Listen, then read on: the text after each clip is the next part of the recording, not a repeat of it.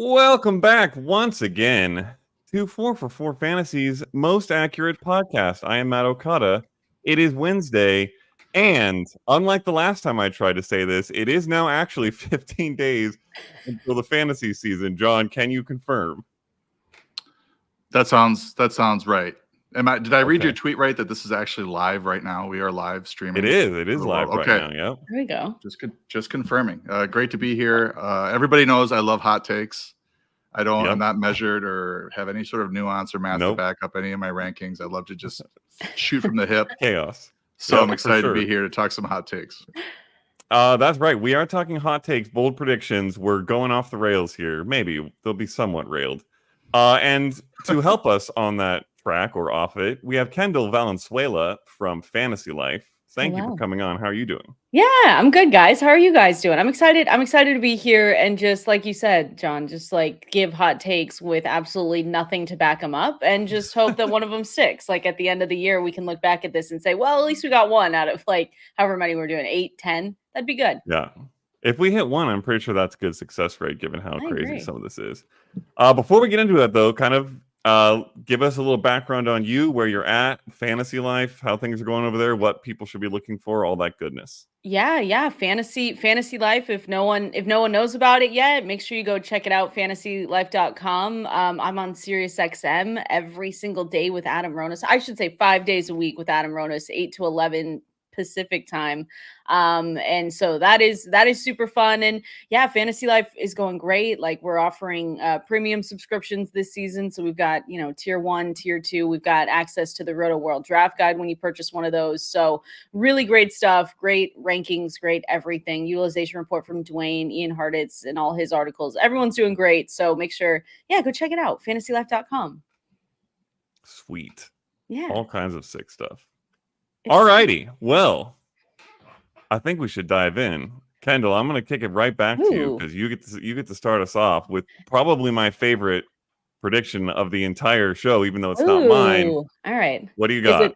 Is it the Kyler Murray one? Kyler Murray and Marvin Harrison Jr. post top 5 fantasy finishes for quarterbacks and wide receivers. That was my favorite one. So that's the only thing I typed really quickly to you and John. I was like, okay, I want to claim this before anyone else can. So Kyler Murray is my most drafted quarterback this season. And I don't know about you guys, but even looking at his ADP, thank you.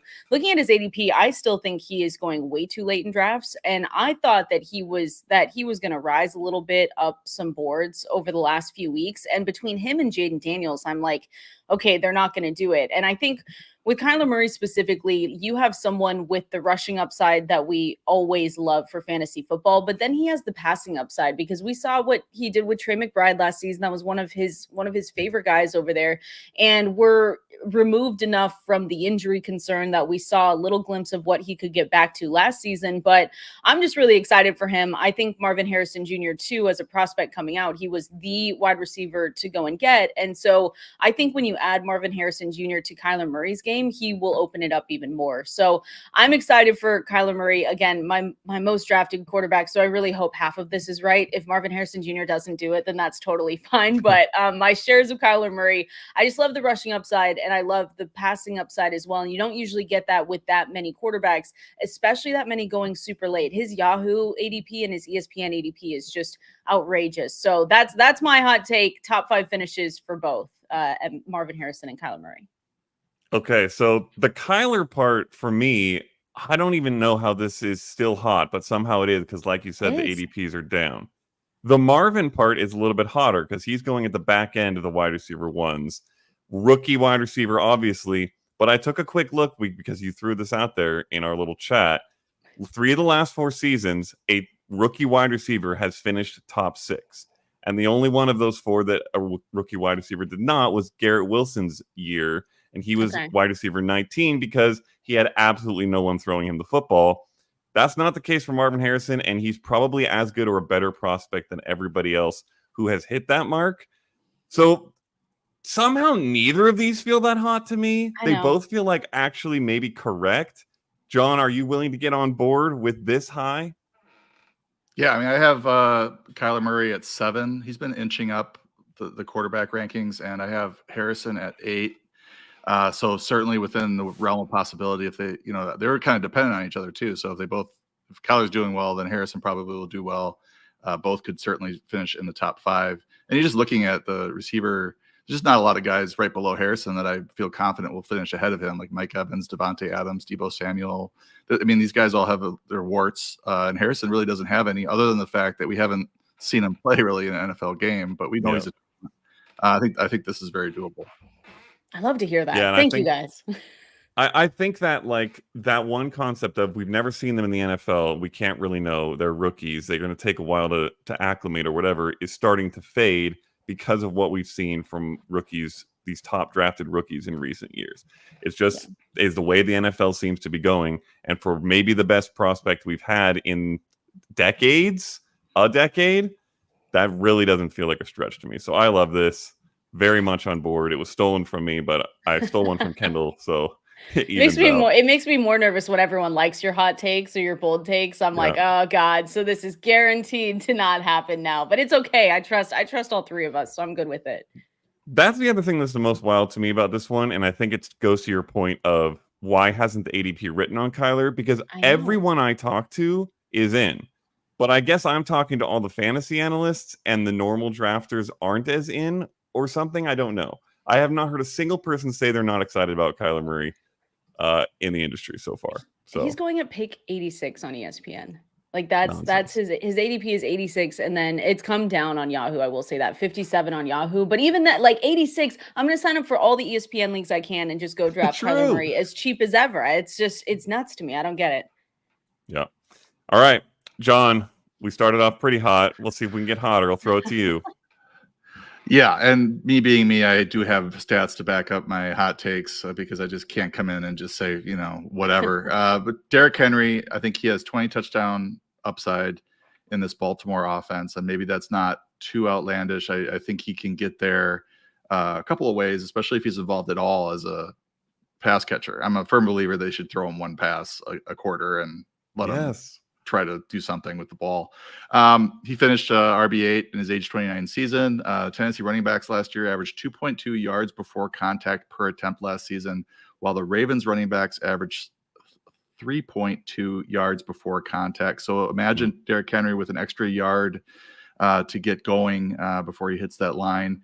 He posted the number 6 rushing grade at PFF.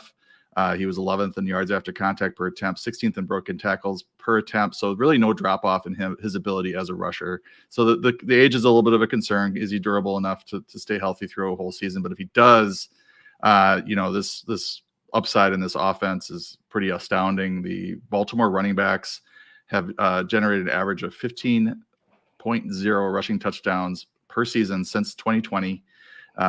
Obviously, Henry's been great, finished RB8, RB4, RB14 with 8 games played, RB2 and RB3 in the last 5 seasons. He has double-digit touchdowns in 6 straight seasons. It's 13.7 per season when you throw in his 2 receiving touchdowns that he had. So I think just a little bit of variance. If they feed him, he stays healthy. We're gonna get 20 touchdowns, maybe 18 rushing, 2 receiving, or maybe 19 and 1. And he could even go for 25 if things go really well. I love that. Yeah, this is another great one. First of all, somebody please watch the tape on Derrick Henry catching passes. It's not hard to see when you get him out there with that momentum. He just annihilates people, and I don't understand why Tennessee never got him more involved. But I am fully on board for this. It feels like I've seen a lot recently. Fantasy football is a game of finding outliers. Derrick Henry is an outlier in every sense of the word. He's an outlier in how many carries he can take without wearing down. He gets better as the season goes on. I think that a lot of that will play into the fact that he stays an outlier in this age concern situation, hitting 30 or reaching that, that threshold where we see running backs start to fall off. I'm not really that concerned about it. Kendall, are you at all? No, I love Derrick Henry, John. I thought this was I knew I was waiting for someone to throw a Derrick Henry one out there because I knew it was coming, but and the touchdowns are like that. It makes it it's like chef's kiss, bold prediction, but hot take, whatever it is. But I think like for me in fantasy football, I know that we try to always be very cautious of the age cliff, especially with running backs, wide receivers.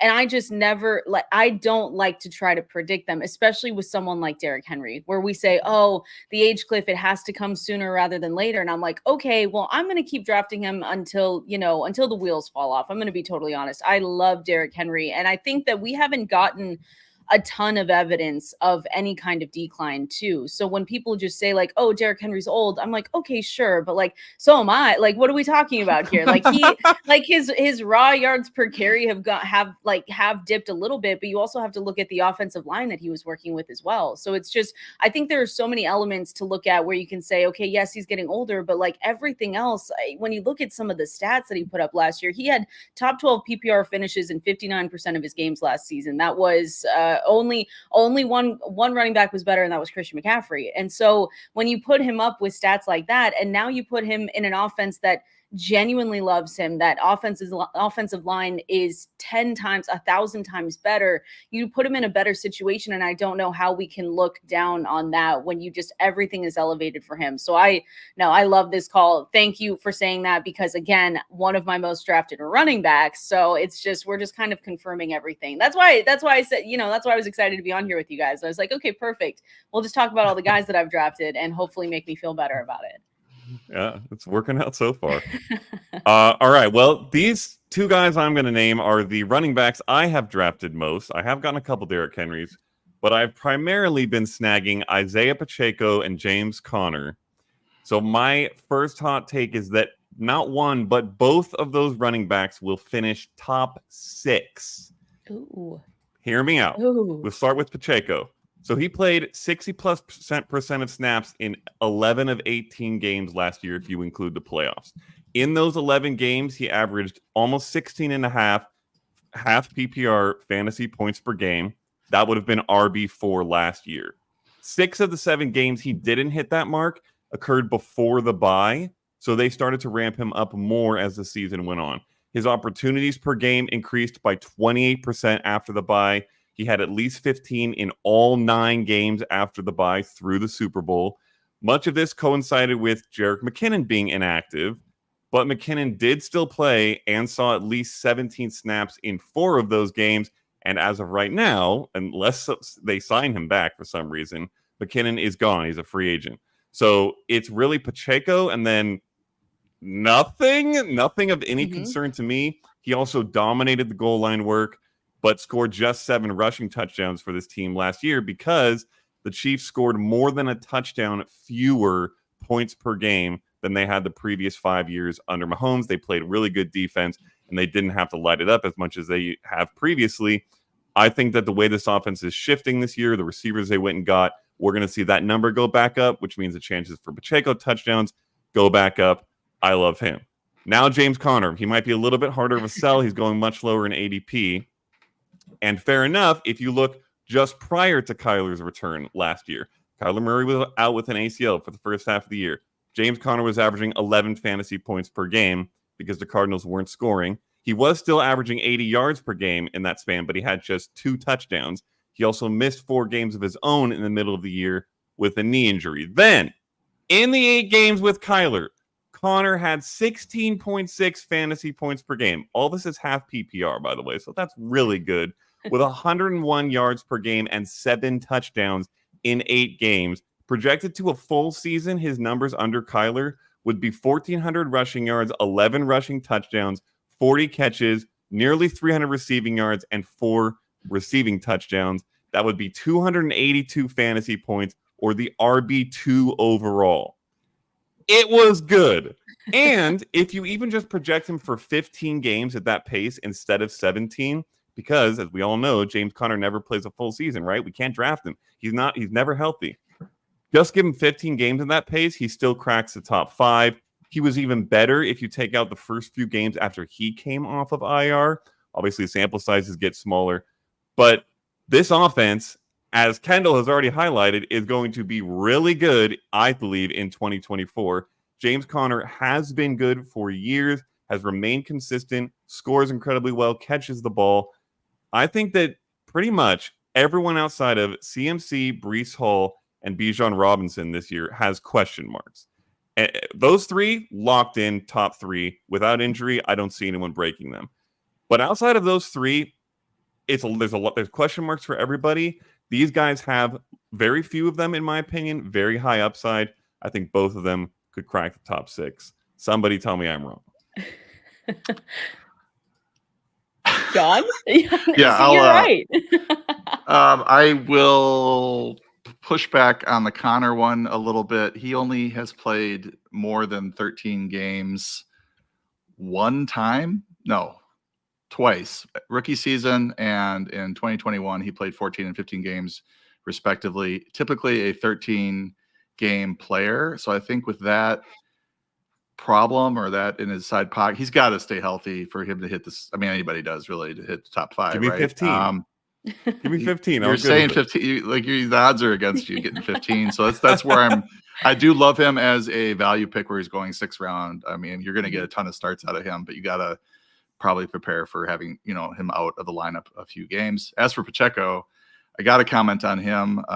Kendall, you haven't heard the story, but Connor Allen and I did a FFPC main event draft. Co-drafting with somebody is always interesting. It was a slow draft, 2 hours time limit. Okay. And he is MIA. He's out in Chicago at some event and is doing sake bombs and running through the karaoke bars of Chicago. And I can't get a hold of him. So we're at 3:09 and I got about 10 minutes left and it's bedtime. So I'm like, all right, I'm taking Pacheco for all the reasons you mentioned, Matt. 23.3 touches per game in 4 postseason games. So I don't know if we'll see that usage because they're using them now when the games are really important, but they might try to limit him a little bit during the regular season to keep him healthy. But if that's any sort of preview and we get him to 19, 20 touches per game, then I think he's got a good chance to finish in the top 5, as you mentioned. I love the Isaiah Pacheco call out. We have him projected at Fantasy Life for 259 touches, and I looked that up today, and that was more than Jahmyr Gibbs, and it was more than Kyren Williams, and those two are going 2 rounds ahead of him. So yep. I think that the running backs are so interesting this season because you like Christian McCaffrey, you like Bijan Robinson, Breece Hall in the first round. The second round gets a little. I don't love any of those guys, and then you come back to the third round with underdog ADP. At least is what I'm talking about. And you've got Derrick Henry, who is going to win our leagues this year. I'm with John on that one. Like 100 touchdowns is probably what we should have said. But and then Isaiah Pacheco, which for Isaiah Pacheco, I mean, the Chiefs offense ranked 7th in expected running back points per game in 2023. And we loved what we saw from week 9 to the Super Bowl with him. It was just give him a little bit more. And they continued to do it. So I like the Isaiah Pacheco. I like James Conner. James Conner is one of my favorite 0 RB kind of targets. Unfortunately, maybe I should just say that the whole Arizona Cardinals offense is going to be top 5 in fantasy. We can add Trey McBride, and now we can just add James Conner. And I don't know why we don't say no to that. We can just do it that way. But I do like James Conner. I don't like drafting guys hoping that they're not going to miss games. I don't think we should draft scared. If people like to do that, that's totally fine. But I do love James Conner, especially in a 0 RB build where you go heavy on the wide receivers early and you need to get someone that has that upside. That's James Conner. I don't know about a top fantasy. I hope so. But I like the Isaiah Pacheco call out for sure because he's going in this round in drafts where there's some running backs where I'm like, I don't want to go there, but Isaiah Pacheco feels really good in the 3rd round. Also, just something to point out. We're not getting zeros in our lineups when these guys miss a couple games. We're throwing in Imari DeMarcado off the waiver wire or something like that and somehow still getting 12 or 15 fantasy points. So just throwing that out there when it comes to the main concern. Trey Benson. That's the other thing I didn't mention. Trey Benson's going to be on waivers. I'm not concerned about Trey Benson's. I hope he takes a few touches to keep Connor healthy, honestly. And I think he'll be solid, but not enough to mess with my prediction, obviously. All right. Kendall, I'll throw it back to you. I'm not going to lie. This might be one of the ones I disagree with. You have a rookie wide receiver Oh, okay. I'll go with that one. I was like, I've got all my notes in front of me. I'm like, which one do you hate? Probably my last two, but I I mean, do. This is the thing. I love Rome Odunze. I don't know if it's the UW tie connection, because I'm from Washington, and I hope I'm not betting with my heart here, but I really love Rome Odunze in this offense for the Bears. And I said did I say he has a wide receiver 2 finish, or he is the wide receiver 2 on this offense by the time the year ends? you said league winner, but I'm Oh, open to league winner. whatever I number like you league want to winner. I'm set. sorry. It's so funny because I'm writing this article. I have an article just like this for bold predictions for Friday coming out at fantasylife.com. But yes, let me do league winner then, because I still believe in that.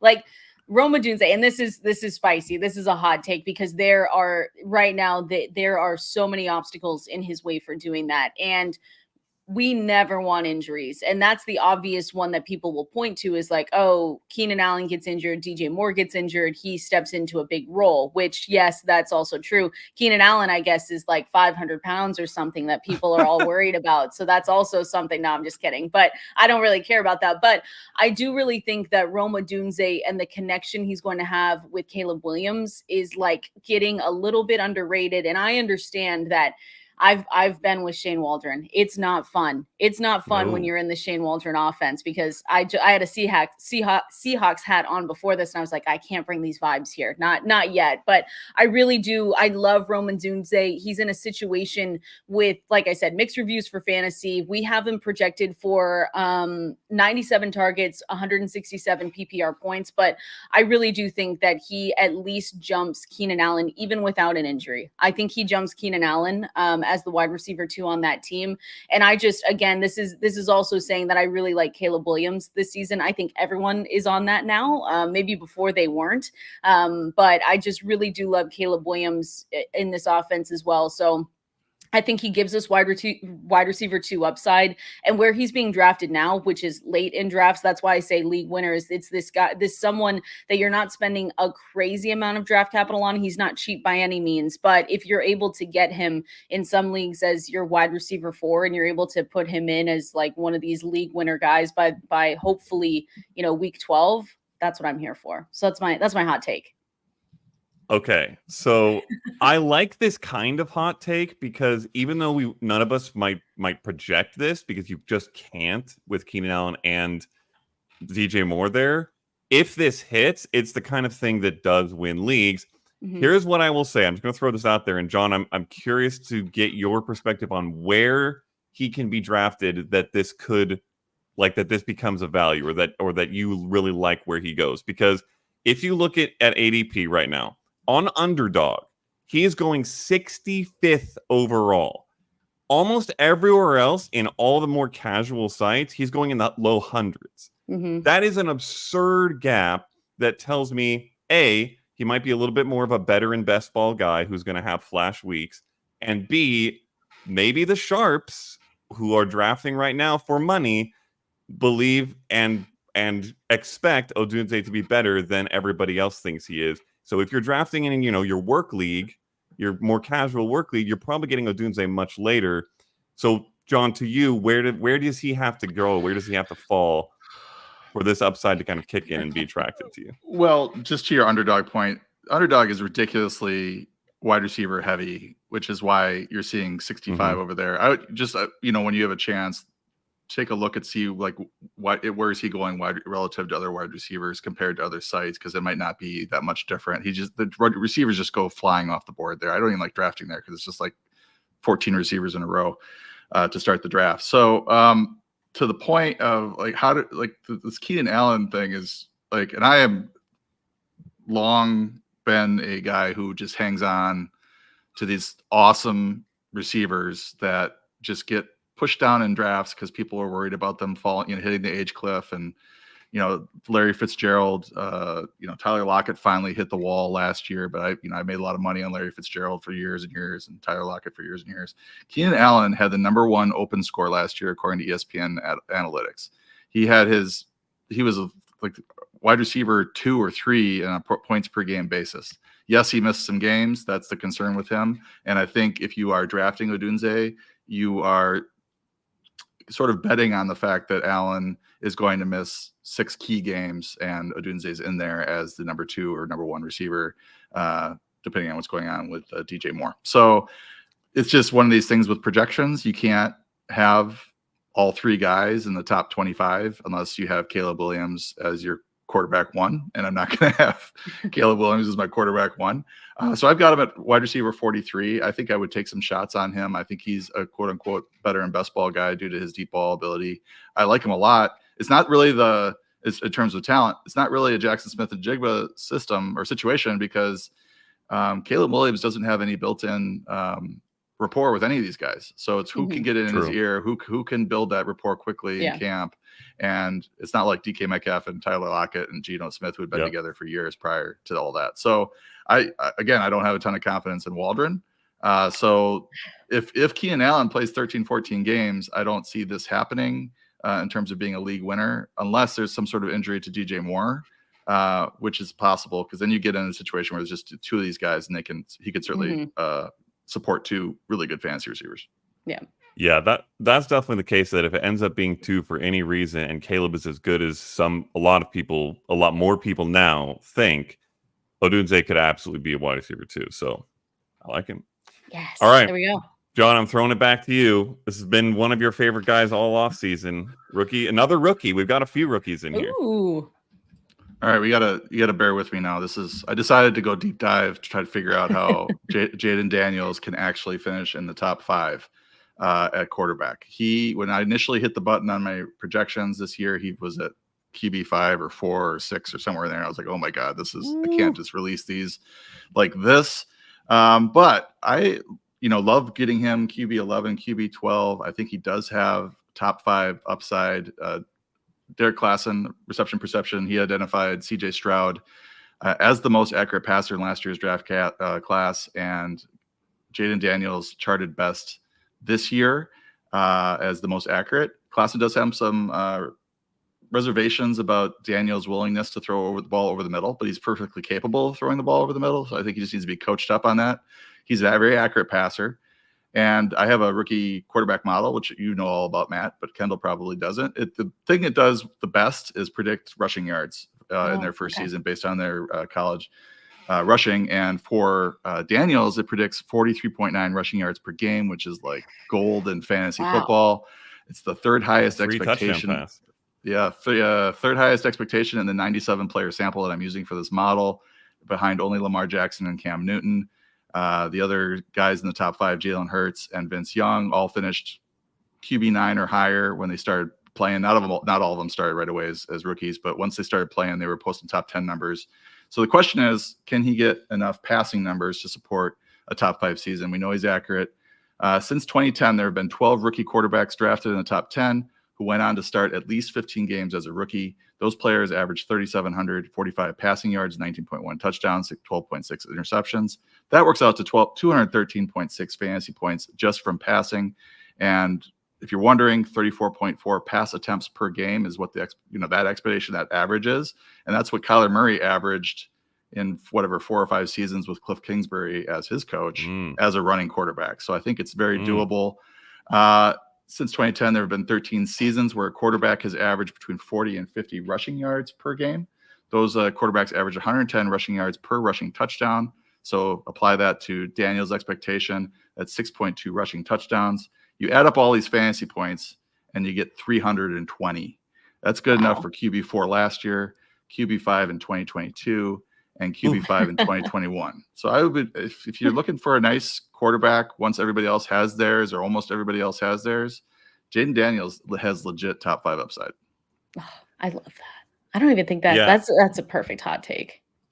It really is. Again, it barely even feels hot. Like to us, but then you see where he's getting drafted, and I'm just like, what's if you are in your drafts and you've missed on quarterback, just wait for Jayden Daniels, because he's gonna be there in like the 10th round. Because again, I thought after week 1 preseason we were gonna see him move up, and he hasn't. And I don't know except between like fantasy analysts, I don't know. That's why I like it. It could be hot to other people because they're just not even.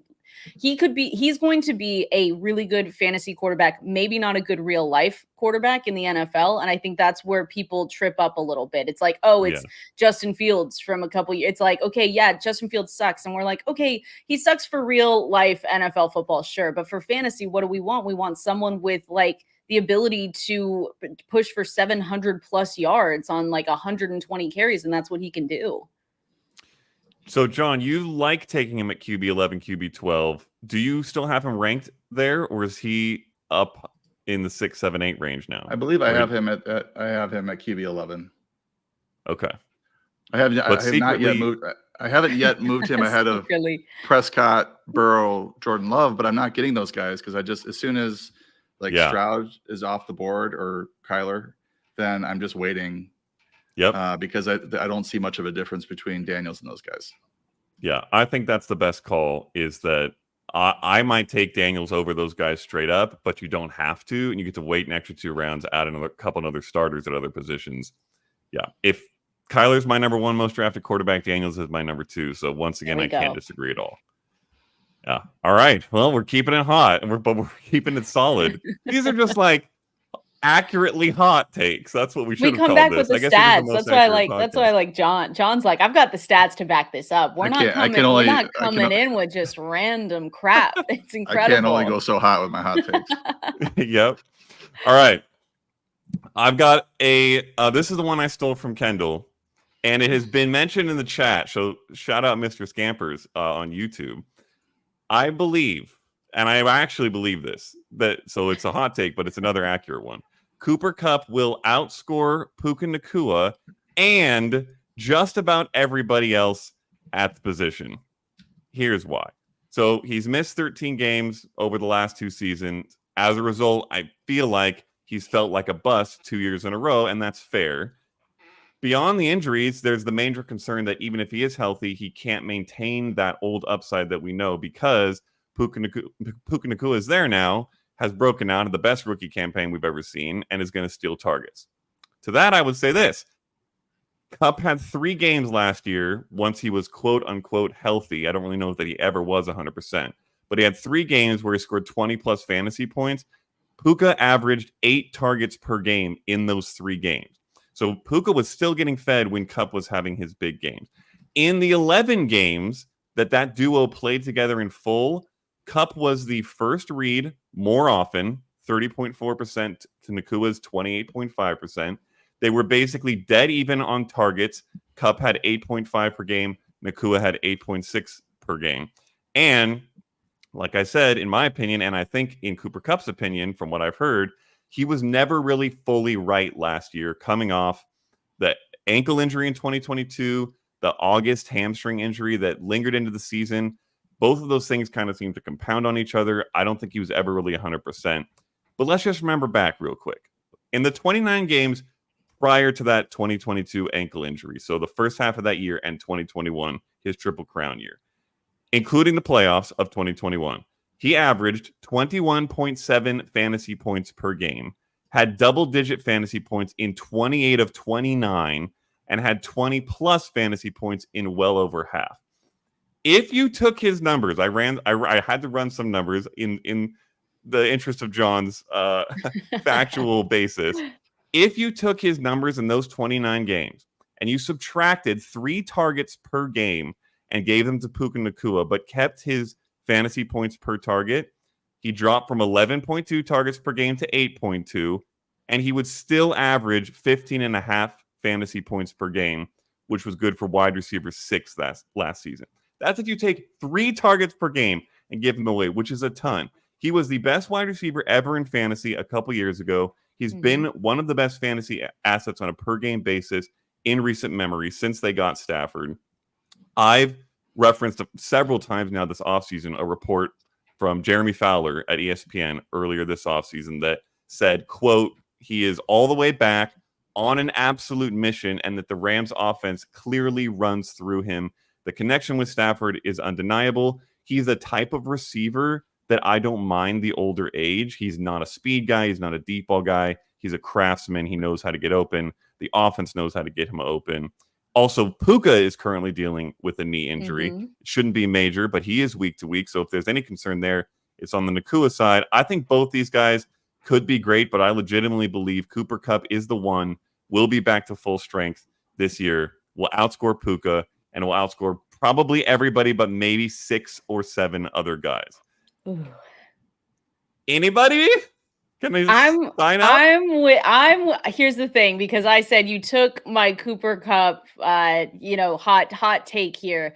I don't know if I was putting him, let me throw this out there. I don't think I was putting him as a top 5 wide receiver, top 6 wide receiver. I wasn't going that far, but I do think like where they're being drafted and how far apart, I'm sure the ADP has come a little bit closer since the injury news, which I agree with you. They shouldn't, we can't overreact to that, but it definitely is like something to watch for. But you pull up the 12 full games that they had together when they were healthy, and the usage and production was super similar. You had 100 targets for Nacua, 99 for Kupp, 66 receptions, 63. This is where it came in. The yards, 1,055 yards for Nacua, 753 yards for Cooper Kupp, 5 touchdowns for Kupp, 4 touchdowns for Puka. So I don't think like their ADP should be as big of a difference as it is. I think people are forgetting how good Cooper Kupp is. Again, I'm not one to look at the age cliff and try and predict when it's going to happen. He was injured. So I'm with you on that. I don't know about top. I can't get behind top 5, top 6 for Cooper Kupp. I will not go that far, but I do think I do agree though. He will finish ahead of Puka Nacua in just overall finishes for fantasy. John, what can you get behind? He's like nothing. That was some weird phrasing there with that question. Just looking, I will talk a little bit about the age cliff. If you go to Fantasy Points, Ryan, he's got a great free article that everybody should check out. Age curves when NFL players break out and fall off. For receivers, he's entering year 8, and fortunately for Kupp backers, he is still above 100% in terms of his expected fantasy production, 105%. Starting to come down a little bit. Next season's 96, and then it drops to 77%. So the cliff's coming in a couple seasons for him, according to number of years in the league. Looking at his game log or his career stats, he had that huge season, 191 targets, 145 catches, 1,947 yards in 2021. Then through 9 games, he had 75 catches for 812 yards and 6 touchdowns before he got hurt. Now, the only caveat there is that they didn't have anyone else of Puka's stature. So I do think that him getting another huge target year, like we're 191 targets or 98 in 9 games is a lot of targets. I don't know that he's going to get enough to drive that sort of fantasy production where he could be top 5. I do think a wide receiver 1 season is within reach. And, you mentioned all the reasons why you guys have Puka maybe below him or think that it could happen. I certainly agree. Puka's splits with Kupp were a lot worse. They were not bad, but they're a lot worse than his splits without Kupp. So I do think those two will be pretty close on a weekly basis in terms of who's going to be scoring more points, and Kupp probably has more upside because of his role in the offense. And I saw the same reports about him being on a mission and everything. He's still 31. He's still in a little bit of a decline, so I don't think he's going to reach those peaks that he saw maybe in 2021, 2022. But certainly the season that he had in 2019, 94 catches, 1,100 yards, 10 touchdowns is within reach. 2020, 92 catches, 974 yards. He only had 3 touchdowns that season, but that was probably just an aberration. I think wide receiver 1 is within reach. I think top 5 is probably a stretch. It's a hot take. Yeah, that's the point. Right? It's a stretch. I'm stretching. Yeah, that's what we're here for. I'm here to throw cold water on the hot takes. I like it. That is necessary so people don't get carried away. So bring some cold water. And we'll see where we end up. Hopefully a lot of steam. All right, Kendall. Last prediction, hot take from you. Yes. What do you got? Yeah, this one again is one where I'm like, I kind of backed off just a little bit, but I said a late round rookie running back will be a league winner. And I think this is one where I really like some of the options because when you look at this rookie kind of class, especially with running backs, it wasn't as hyped up, right? We didn't have a Bijan Robinson. We didn't have one of these guys that was coming out, Jonathan Brooks, but it was an injury kind of thing, or else he probably would have gone a lot higher. And so for me, when I look at some of these rookies and more on, I like drafting Bucky Irving. I still really do like Rachaad White, but that's one of them. Tyrone Tracy was someone I loved to draft. I know he got banged up in camp, and thank goodness he was better because, you know, I saw the air cast and the cart coming out and I was like, okay, well, that's over and that's fun and that hot take is done, but he should be good to go as well. So I think with Tyrone Tracy, especially, you know, Devin Singletary is going to be locked into that RB1 role in New York, but I think he has the explosiveness, the third down ability that we look for, where we say, okay, what late round handcuff could come in handy? And again, we never want injuries to happen, but they do happen in fantasy football. And so if you're able to hit on one of these late round running backs, especially like we saw last year, we had a couple things go right last year with Puka Nacua, with Kyron Williams. But if you're able to hit on one of those guys that in drafts you're getting pretty cheap, pretty late, it's something that we always try and look out for. So I really like Tyrone Tracy, even though like Devin Singletary's never been a sexy pick. No one's ever walking out of their drafts like, oh my God, I got Devin Singletary. How exciting for me. Like they're not doing that, but I like Tyrone Tracy. I like Bucky Irving. I think I like Tyrone Tracy a little bit more because I think Rachaad White is the one that's going to handle that backfield. They're not one, you don't look at them, they're not one historically to say like, let's use two running backs and like give them 1A, 1B situations there. But those are the two I like. Ray Davis too, but I love James. I love James Cook so much that I draft him a little bit, but it's more, again, we never want injuries. If it were to happen, he'd be in a big workload. But I think one of those rookie running backs is going to come out on top for us this season, and where they're going in drafts, like we said, like late hundreds. Yeah, it'll be worth it.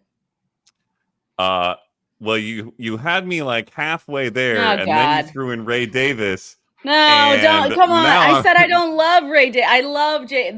He's a handcuff though. He's one of those handcuffs where I'm like, okay, I'm taking a lot of Connor. I'm taking a lot of Cook. Here's what I'll say to that end. The Tyrone Tracy and the Ray Davis ones feel especially good. I like James Cook. Don't get me wrong. I think he's great. He's very talented. He's good at what he does. But Devin Singletary and James Cook, I think, are somewhat similar in the sense that I don't know if they're meant to be true RB1 bell cow backs. Maybe they're meant to be complementary guys. They haven't shown necessarily the ability to be great goal line guys. So those feel like situations where if a rookie comes in and shows out, I don't see a reason they couldn't take over the backfield without an injury. Well, so I really like those two. Wait, not too much on James Cook here, okay? I threw Ray Davis out there just to be nice, and I'm not thinking that he's going to overtake that backfield. But if there was an injury, yes, not too much. What about Jalen Wright? Yeah, I do. I love Jalen Wright too. And those are probably the big four. I like Jonathan Brooks, depending on where you're drafting and who you're drafting with. Like Sharps also like Jonathan. Yeah, is that John? Yes. Sharp, they also, you know, everyone likes Jonathan Brooks in leagues that we're drafting in. And so I don't have a lot of shares of him because honestly, he's usually gone by the time I'm able to even look around and get him. So if people are looking at Jonathan Brooks, like everyone knows, you have to just realize you're going to take zeros for, I think they project, what they say, week 3, hopefully that he's able to get back out there, which is way better than I thought initially. I thought it was going to be like week 6. We know these rookies, they'll bring them on back slow. But if it really is week 3 with Jonathan Brooks, like the upside that he has, it almost seemed too obvious to put him as a hot take because everyone, it shows in his ADP, like everyone loves to draft him. So I do, but yeah, Bucky Irving, Jalen Wright, Tyrone Tracy, those are really good late round running backs to go and target. I have way too much Jonathan Brooks to be healthy. Perfect. It's for me. It's unhealthy for me. Good luck. But I agree. He doesn't really fit that mold of what you were talking about. John, if you're picking between these guys, are you picking any of these guys for this kind of breakout? And if you're picking between them, who do you like best? Well, there's two kinds of like attrition upside or late round running backs that sort of pay off. One is just they win the job. And then the other is they are thrust into the job because of an injury to the starter. And I think the most vulnerable starting running back is probably Devin Singletary. So the Tracy thing makes some sense, even though he's a little being dinged up right now. The other thing I look at with rookies is their pass blocking. So I've got the PFF's college pass grade up, and I just wanted to mention Tyrone Tracy. We had a 61.8, which is pretty solid. Unfortunately, Bucky Irving, 23.6 pass blocking grade is terrible. Yeah. So he's not going to play a whole lot if Rachaad White is healthy. So I think you sort of need unless he gets a lot better at, and there are cases where rookie running backs get a lot better at pass blocking as the season goes on, but just based on how he was coming out of college, it's bad. And who was the other one? We were talking about Ray Davis. He's at 32.0. Not outstanding in terms of pass blocking either. So I love the Brooks call. I think he's like the perfect RB3, and you can get him as your RB3 now because you won't need him until your bye weeks anyway. So you allow him to sort of rest up for 3-4 weeks, get healthy, and then you might need him or might be able to use him once your starting running backs go on bye. I think it's just when you get into the last few rounds, you just need to start trying to grab guys that could be thrust into an RB1, RB2 role. With an injury, there's a lot of guys like that that sort of fit into that category. Tyson Chandler is one, playing behind a pretty injury-prone Aaron Jones. And I'm also kind of interested at that point in the draft of J.K. Dobbins because it does look like his Achilles is okay. And I usually fade Achilles, but he looks like he's fine. So, when he's active and healthy, he's just as good, if not better, than Gus Edwards. So, you get into the last rounds of the draft, you're just looking for guys that are one injury away from a starting role for you. I could have said Cam Akers, Dameon Pierce. Just stirred the pot a little bit. Ugh, I miss drafting Dameon Pierce. I was thinking about that the other day. I was like, damn, I miss drafting Dameon Pierce. Oh man, if Cam Akers finds his way into fantasy relevance this year, it will be wild. God. All right, John, I'll throw it back to you for your third and last. It is another one I absolutely love.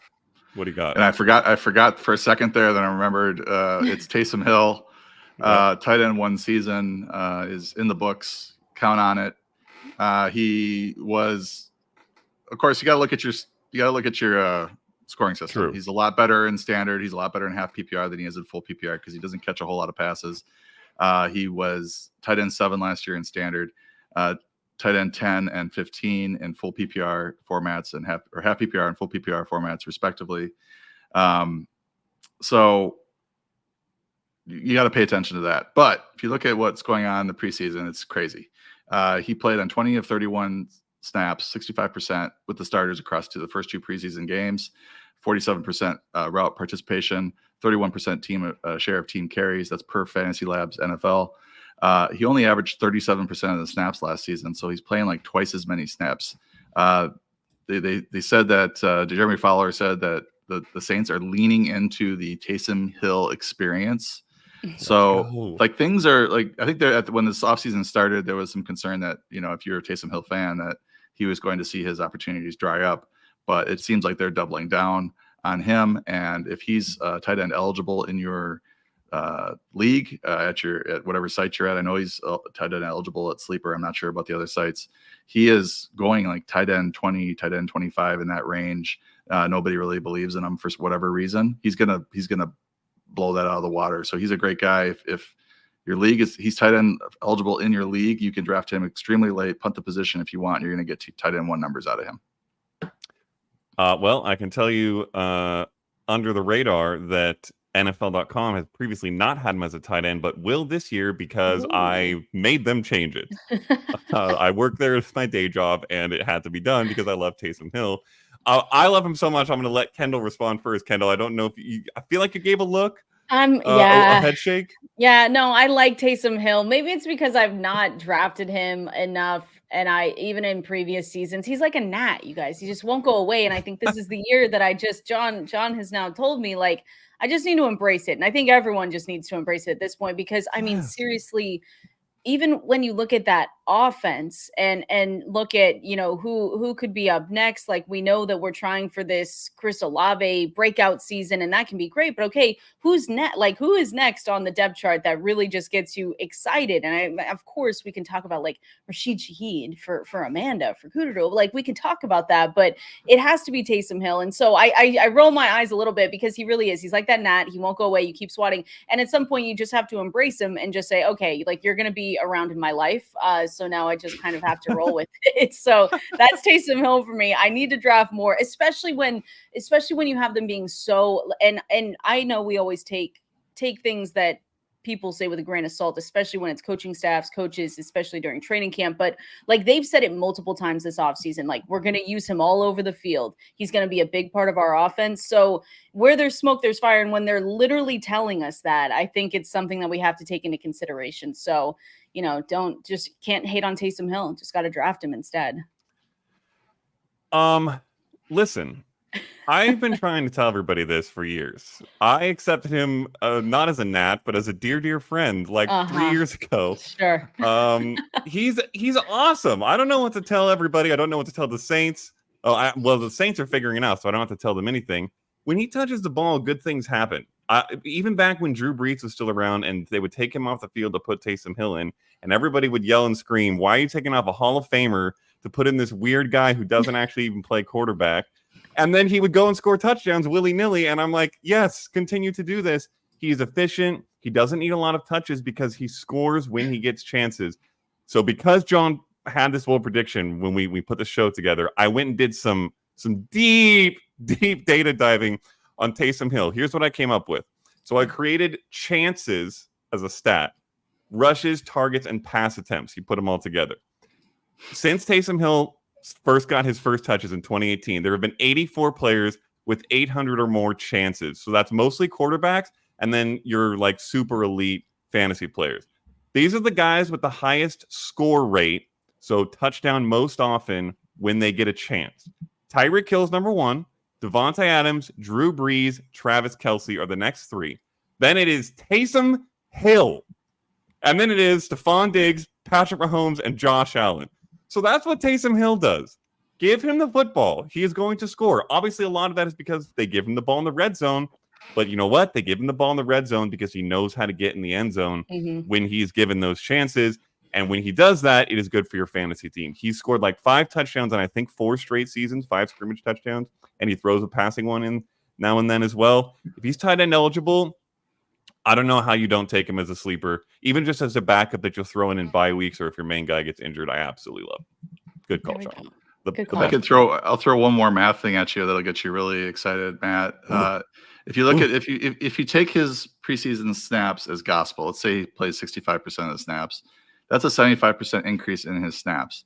And if you just blanket add 75% to his PPR scoring last year, he goes from 131 to 231, and he's the tight end 1 in PPR. But I mean, obviously, you can't do that because that would be assuming that he gets as many touches per snap. But he might be a top 10, top 8 guy in PPR, which would be a big step up for him. That'd be crazy. Listen, it's doable. I believe I'm fully in. I co-sign. All right. I will close us out with my last hot take. I think this one might be the hottest of the show, which is saying something because we've had some hot stuff. You guys can tell me if I'm just blowing my own torch or whatever this would be.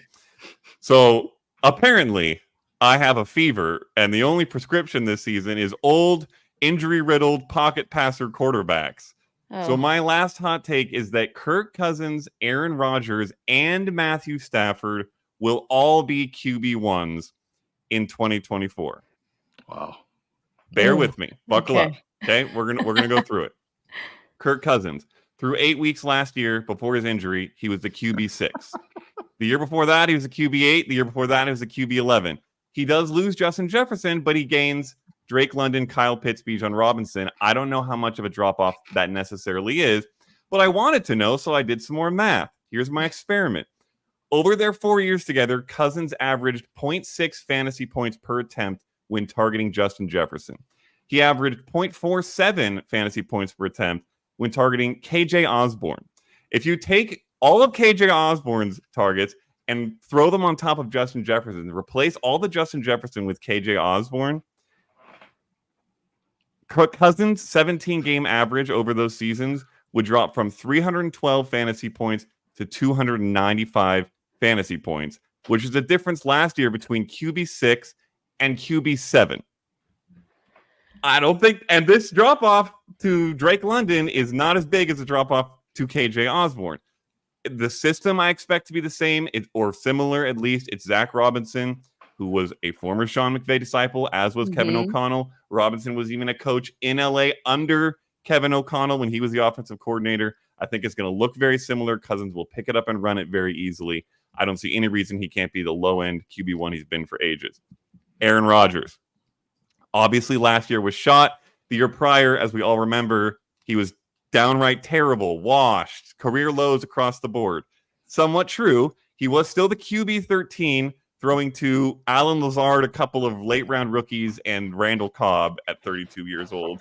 So in what was essentially the worst-case scenario, he just missed this cutoff of being a QB1. Now he's in New York, fully recovered from the Achilles injury, we expect. We've seen some videos these last couple of days that would suggest maybe that's true. Also, that Achilles injury was not to his plant leg, which Matthew Betts came on and told us is a good thing.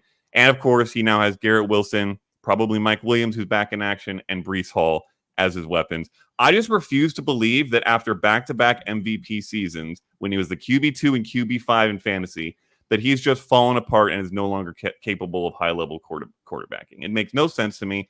I believe he's still an elite passer of the football and will be so again, enough to be a QB1. Finally, Matthew Stafford. This is probably the hardest sell. However, from what you've heard on this podcast so far about Cooper Kupp, and we still expect Puka Nacua to be good, even though we expect Kupp to be better, I don't think this is a huge surprise. Last year, he was dealing with hip and thumb injuries. He still averaged 17.7 fantasy points per game in those games that both Cooper, Kupp, and Puka Nacua played in full. I see no reason that shouldn't be the floor for a healthy Stafford in 2024, and any slight improvement over that puts him in comfortable QB1 territory. Also, it's worth remembering, Aaron Donald is now retired. I don't think this defense is going to be very good. That is a huge piece to remove. Most analysts have them ranked bottom 10 in the league. I think it's going to open up the opportunities for Stafford to have to carry this offense more passing in LA, more catch-up time, more garbage time. He has been one of the best quarterbacks in those kinds of scenarios for fantasy for basically his entire career. So you take Cooper Kupp and Puka Nacua and Kyren Williams, who catches passes, put him in there, throw him with Stafford, and he can hit the mark too. 3 QB1s. Who says no? Us, probably John and I. John and I say no. Right, at least me. I don't know. Here's the thing. No, God, no, definitely not. I mean, maybe I like One Kirk might. Cousins. Well, I like Kirk. Who's yours? I like Kirk.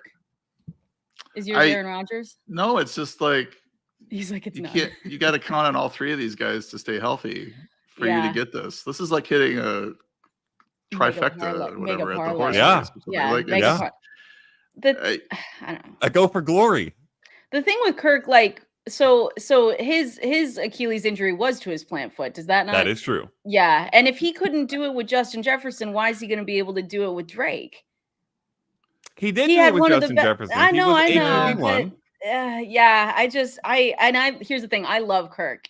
Kirk Cousins is one of my favorite in super flex to go and get as my second quarterback if I need a late one. I'm not walking away with Kirk in 1 QB drafts and feeling great about it. And same with all the others. Aaron Rodgers, that one I understand, and I can see why people are so excited with Aaron Rodgers and just what we've seen before in the past. I am not that person. I think what we saw last year doesn't count, but what we've seen over the last, after his couple big seasons is probably closer to what we're going to get than when he was in super prime years. And then I also like Stafford, again, super flex formats where he's my second quarterback, but I just don't.